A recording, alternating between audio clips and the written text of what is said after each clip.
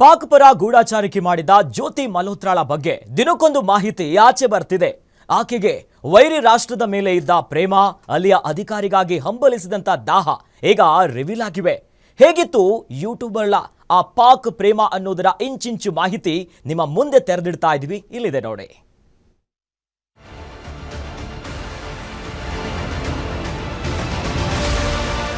ಭಾರತ ಅಂದ್ರೇನೆ ಒಂದು ಪುಣ್ಯಭೂಮಿ, ತಪಸ್ವಿಗಳ ನೆಲ, ಸಹಸ್ರಾರು ವರ್ಷಗಳ ಜ್ಞಾನ ಪರಂಪರೆಯಿಂದ ಬೆಳಕು ಕಂಡ ಮಡಿಲು.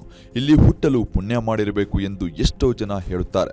ಅದಷ್ಟೇ ಅಲ್ಲ, ಇತ್ತೀಚೆಗೆ ನಡೆದ ಒಂದು ಸರ್ವೆಯಲ್ಲಿ 64% ಚೀನಿಯರು ನಾನು ಮುಂದಿನ ಜನ್ಮದಲ್ಲಿ ಭಾರತದಲ್ಲಿ ಹುಟ್ಟಬೇಕು ಎಂದು ಬಯಸುತ್ತಾರೆಂಬ ಮಾಹಿತಿ ಕೂಡ ಇದೆ. ಆದರೆ ಏನೋ ಕರ್ಮವೋ ಏನೋ, ಇಂತಹ ಭೂಮಿಯಲ್ಲಿ ಜ್ಯೋತಿ ಮಲ್ಹೋತ್ರಾರಂತಹ ವಿಷಸರ್ಪಗಳು ಕೂಡ ಹುಟ್ಟುತ್ತವೆ.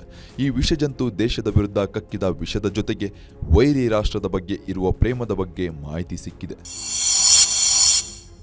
ಜ್ಯೋತಿ ಮಲ್ಹೋತ್ರಾಳ ಇಸ್ಲಾಮಾಬಾದ್ ಪ್ರೇಮ ಹೇಗಿತ್ತು? ನನ್ನೊಂದಿಗೆ ಮದುವೆಯಾಗು ಎಂದು ಬೇಡಿದ್ದು ಯಾರನ್ನ? ಜ್ಯೋತಿ ಮಲ್ಹೋತ್ರಾ. ಇದೊಂದು ಭಾರತದ ವಿರುದ್ಧ ಸದಾ ವಿಷಕಾರುವ ಪಾಕ್ ಎಂಬ ವಿಷಸರ್ಪವನ್ನ ಕೇವಲ ಹಣಕ್ಕಾಗಿ ಅಪ್ಪಿಕೊಂಡ ನೀಚ ತಳಿ.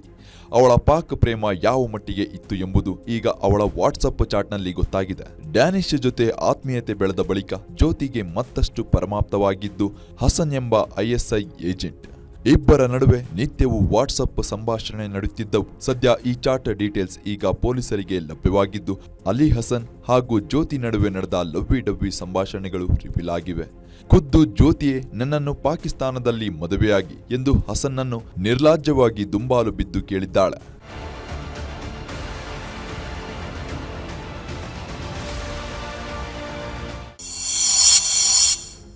ಜ್ಯೋತಿ: ನೀವು ಸಂತೋಷವಾಗಿರಲು ಪ್ರಾರ್ಥಿಸುತ್ತೇನೆ. ನೀವು ನಗುತ್ತಲೇ ಇರಬೇಕು. ನಿಮ್ಮ ಜೀವನದಲ್ಲಿ ಎಂದಿಗೂ ನಿರಾಶೆಗಳನ್ನು ಎದುರಿಸಬಾರದು.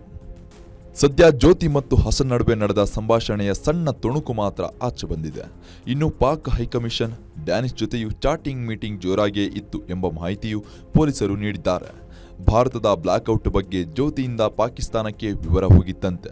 ಆಪರೇಷನ್ ಸಿಂಧೂರ ನಡೆಯುತ್ತಿರುವಾಗ ಜ್ಯೋತಿ ಡ್ಯಾನಿಶ್ ಜೊತೆ ನಿರಂತರ ಸಂಪರ್ಕದಲ್ಲಿದ್ದಳು. ಇತ್ತೀಚೆಗಷ್ಟೇ ಡ್ಯಾನಿಶ್ ಜೊತೆ ನಡೆಸಿದ ವಾಟ್ಸಪ್ ಚಾಟ್ ಅನ್ನ ಡಿಲೀಟ್ ಮಾಡಿದ್ದಾಳಂತೆ. ಹೀಗಾಗಿ ಪೊಲೀಸರು ಹೆಚ್ಚಿನ ತನಿಖೆಗಾಗಿ ಜ್ಯೋತಿಯ ಮೊಬೈಲ್ ಹಾಗೂ ಲ್ಯಾಪ್ಟಾಪ್ ಅನ್ನ ವಶಕ್ಕೆ ಪಡೆದಿದ್ದಾರೆ. ಜಮೀನಿನಲ್ಲಿ ಬೆಳೆಯೊಂದಿಗೆ ಕಳೆಯೂ ಕೂಡ ಬೆಳೆಯುತ್ತವೆ.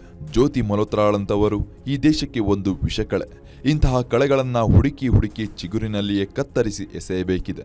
ಇಲ್ಲವಾದಲ್ಲಿ ಈ ವಿಷ ಬೆಳೆಗಳು ಮುಂದೊಂದು ದಿನ ಇಡೀ ದೇಶವನ್ನೇ ನುಂಗಿ ಹಾಕುವುದರಲ್ಲಿ ಯಾವುದೇ ಸಂಶಯವಿಲ್ಲ. Gopala Kulkarni, news desk, guarantee news.